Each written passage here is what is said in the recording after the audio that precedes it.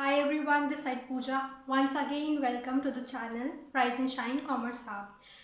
आज का है हमारा जो टॉपिक इकोनॉमिक्स पे है, नॉट टॉपिक, कैसे इकोनॉमिक्स में स्कोर करना है आपको हाई बोर्ड्स में इन क्लास 12th एंड क्या होने वाली है आपका exam pattern and the marking scheme of your subject economics.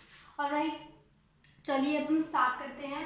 Macro economics, सबसे पहले दो चीज़ें हैं आपकी इकोनॉमिक्स में, that is macro economics and that is Indian economy. ये दो पार्ट्स हो गए हैं, ठीक है। अब इसमें क्या क्या बुक्स हम लोग, क्या मैं बुक्स रेफर करूँगी आपको जिससे आप पूरा अपना सिलेबस कवर कर सकते हैं, क्या क्या चीज़ें हैं जो इसमें कवर आप लोगों को करनी है, वो सब मैं आपको बताने वाली हूँ। तो इस वीडियो को लास्ट तक देखिएगा, ठीक है। बीच में स्किप मत करिएगा, हो सकता है आपकी कुछ इन्फॉर्मेशन छूट जाए क्योंकि मैं बहुत चीज़ें आज बताने वाली हूँ आपको इकोनॉमिक्स में। चलिए, मैक्रो इकोनॉमिक्स जो है वो एक पार्ट हो गया है हमारा, और इंडियन इकोनॉमी जो पार्ट है, दोनों 40 मार्क्स ईच कंटेन करते हैं, जो कंसिस्ट करेगा हमारा 80 मार्क्स का। बचा हुआ जो 20 मार्क्स है वो होगा हमारा प्रोजेक्ट के मार्क्स। ऑलराइट, प्रोजेक्ट के। तो जो मैक्रो इकोनॉमिक्स है उसमें कितनी यूनिट्स हैं हमारी? 5 यूनिट्स हैं। First unit is of national income जो 10 मार्क्स कंटेन करती है। बच्चों को इसमें प्रॉब्लम तो होती है थोड़ी, बट ईजी है, इतना मुश्किल ये नहीं होता, हो जाता है, लेंथी बोल सकते हैं इसको, बट ये हो जाता है। It is a good topic. 10 marks से इससे क्वेश्चंस आते हैं। फिर है हमारा money and banking, this is also easy concept, और इसके जो कॉन्सेप्ट है, अंडरस्टैंडिंग जो है चाहिए, वो इस चैप्टर में अंडरस्टैंडिंग आप लोगों को चाहिए होगी, तो इसको भी अच्छे से पढ़िएगा। एक 6 मार्क्स का क्वेश्चन फॉर श्योर हर साल इसमें से आता ही आता है, ठीक है। अब जो थोड़ा टिपिकल चैप्टर हम लोग बोल सकते हैं वो है aggregate demand and aggregate supply. ये कंटेन करेगा हमारे 12 मार्क्स, जो बहुत ही ह्यूज मार्क हो गया। 12 मार्क्स कंटेन करेगा, और इसको हम बोल सकते हैं ये थोड़ा टिपिकल है, इसमें अंडरस्टैंडिंग की, टाइम देने की ज़्यादा ज़रूरत आप लोगों को पड़ेगी। तो इस चैप्टर पे हम लोग सबसे ज़्यादा काम करेंगे। मैं बताऊंगी किस बुक से किस तरीके से कैसे पढ़ना है, ठीक है। Aggregate demand and aggregate supply and, हाँ, इसके अंदर कर्व्स आते हैं। अगर आप लोग अभी से उस चीज़ की प्रिपरेशन करना स्टार्ट करोगे ना, तभी आप लोग लास्ट में जाके, तब तक ही आप लोग सारा कवर कर पाओगे। तो इसीलिए मैं बार बार इसीलिए रिपीट करती हूँ कि अभी से पढ़ाई करना स्टार्ट करो, ताकि एग्जाम के एटलीस्ट 3 से 4 महीने पहले सिलेबस खत्म करके फिर सैम्पल पेपर्स करना स्टार्ट कर दो और समझ पाओ कि एग्जाम पूछता क्या है, ठीक है। तो एग्रीगेट डिमांड हो गया है और ये एग्रीगेट सप्लाई हो गया है।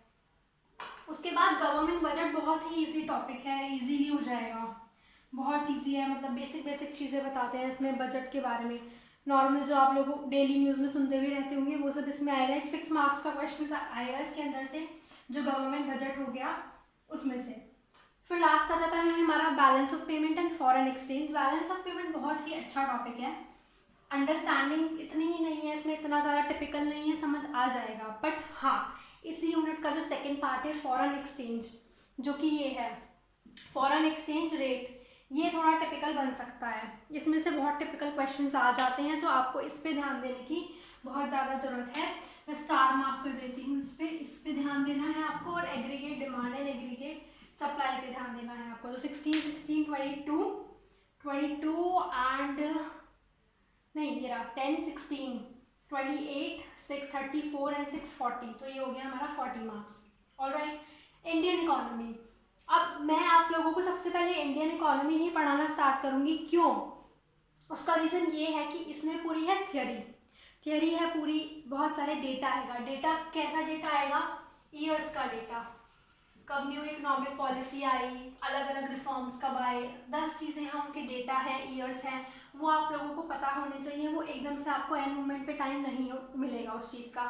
ये सब आप तब समझ सकते हो क्योंकि इसमें समझने वाली चीज़ है, बट जो चीज़ आपको मेमोराइज करनी है, जो यहाँ फीड होनी चाहिए, वो आप लोगों को अभी से स्टार्ट करना पड़ेगा। इसलिए फर्स्ट जो मैं नहीं कराऊंगी इसको, आपकी economics teacher miss Konika Tyagi ma'am कराएंगी। She is not available right now, इसलिए आज मैं आपके लिए ये वाली वीडियो इंट्रोडक्शन वाली लेके आ गई हूँ on her behalf. I guess कल से या कल सुबह या कल शाम तक आप लोगों को इंडियन इकोनॉमी का फर्स्ट टॉपिक की वीडियो अपलोड मिल जाएगी। ओके, सो इसके अंदर देखो, इसके अंदर 3 ही यूनिट है, 40 मार्क्स का ये भी है, ठीक है। फर्स्ट है development experience and economic reforms in 1991। सारे इकोनॉमिक रिफॉर्म्स और कैसे डेवलप हुआ है इकोनॉमिकली हमारा इंडिया, इसके अंदर वो सब है यूनिट 1 के अंदर, तो वो हम पढ़ेंगे यहाँ पे। और ये कंटेन करेगा 12 मार्क्स। ठीक है, अब सबसे इजी इस वाले पूरी इंडियन इकोनॉमी का सबसे इजी और सबसे ज़्यादा मार्क्स कंटेन करने वाली चीज़ है current challenges facing Indian economy. मतलब इतनी बेसिक चीज़ें इसमें, अनएम्प्लॉयमेंट हो गया, डे टू डे चीज़ में, डे टू डे लाइफ में जो आप चीज़ें सुनते रहते हो, इन्फ्लेशन, प्राइस बढ़ गया, हाई प्राइजेस हो गए, लो प्राइजेस हो गए, अनएम्प्लॉयमेंट है, किस तरीके की एम्प्लॉयमेंट के टाइप्स ऑफ अनएम्प्लॉयमेंट, वो सब हम यहाँ पढ़ेंगे। 22 marks, a huge weightage 22 marks. अब आप देख लो, आप एक यूनिट को इतने अच्छे से कवर अगर कर लोगे तो 22 नंबर तो आपके कहीं नहीं जा रहे हैं, नहीं है। ठीक है, अब सबसे बड़ी चीज़ जो पता है इंडियन इकोनॉमी में होने वाली है वो है लर्निंग कैसी है आपकी। लर्निंग कैसी है आपकी, जो मैम आपको अच्छे से बताएंगी किस तरीके से आपको चीज़ें लर्न करनी है, मेमोराइज रखनी है, वो आएगा यहाँ पे लर्निंग कैसी है आपकी इसके अंदर। इसके अलावा आ जाएगा प्रेजेंट कैसे करते हो चीज़ों को, क्या आप ऑर्डर में हो, इसका मतलब है क्या आप ऑर्डरली चीज़ों को फॉलो कर रहे हो या आप कुछ भी कहीं पे भी ला के घुसा रहे हो, ये चीज़ प्रेजेंटेशन। प्रेजेंटेशन के अंदर भी दो चीज़ आ जाएंगी हमारी, order and way of displaying your answer. मतलब आप अपने आंसर को किस तरह लिख रहे हो। एक दो तरीके होते हैं पता है आंसर्स लिखने के, मैं बताती हूँ। एक होता है कि आपको कुछ पता है तो आपने ऐसे हौच पौच करके दिमाग में उसका एक बहुत बड़ा सा चिट्ठा लिख दिया, लेटर सा लिख दिया, ऐसे लिख दिया, लिख कर आ गए हो लंबा चौड़ा सा पैराग्राफ, मार्क्स नहीं मिलेंगे, मिल जाएंगे तो उतने अच्छे नहीं मिलेंगे। उस चीज़ को अलग तरीके से लिखो, कैसे, बुलेट पॉइंट्स बनाओ, सब हेडिंग्स को याद रखो। पता है सबसे अच्छी चीज़ जो बिजनेस स्टडीज़ में भी है और इकोनॉमिक्स के इंडियन इकोनॉमी में भी है, चीज़ों को समझ के अगर उसके सब हेडिंग्स को याद कर लोगी ना, एक वर्ड्स जो होते हैं कीवर्ड्स जो याद कर लोगी ना, तो उसके बाद आंसर इतना इजी हो जाता है कि बहुत बिल्कुल भी फिर मुश्किल नहीं होती है आंसर्स को फ्रेम करने में। तो जो तक डिस्प्ले करते हैं हम अपने आंसर्स को बुलेट पॉइंट्स में बनाओ, उसको पॉइंट्स में बनाओ, ना कि इसको पैराग्राफ में लिखो। ये हो गई इसकी सेकेंड चीज़ जो आ जाती है way of displaying your answer में इंडियन इकोनॉमी के अंदर। ठीक है, अभी यहाँ पे रहते हैं, अभी इसके बाद ये सारी चीज़ें बताऊंगी मैं आपको। Development experience of India comparison with features. इसके अंदर हम लोग पढ़ने वाले हैं इंडिया के जो दो बेस्ट फ्रेंड है, that is Pakistan and China. Sarcastically बोल रही थी, सीरियस मत ले लेना। इंडिया के जो दो नेबर कंट्रीज हैं, that is Pakistan and China. इन तीन कंट्रीज के अंदर इंडिया, पाकिस्तान एंड चाइना के बीच के फीचर्स, कंपैरिजन, शुरू से कैसे रिलेशंस रहे हैं, वो सब इस चैप्टर में बताया जाएगा। एंड मार्क ये ज़रूर याद रखना, इस साल इस चैप्टर में से बहुत कुछ आने वाला है, क्योंकि ये साल चल रहा है ऐसी सिचुएशन चल रही है इस टाइम कि सारी कंट्रीज जो है वो मैसिवली इससे इम्पैक्टेड हो चुकी हैं, अफेक्टेड हैं ऑलरेडी। सो इसमें से पक्का एक क्वेश्चन इस बार बनता है आना, तो इस पर आप लोगों को इक्वली ध्यान देना है। दिस इज द रीज़न कि कुनिका मैम आपको सबसे पहले ये वाला टॉपिक स्टार्ट कराने वाली हैं, ये वाला सब्जेक्ट लेंगी इंडियन इकोनॉमी।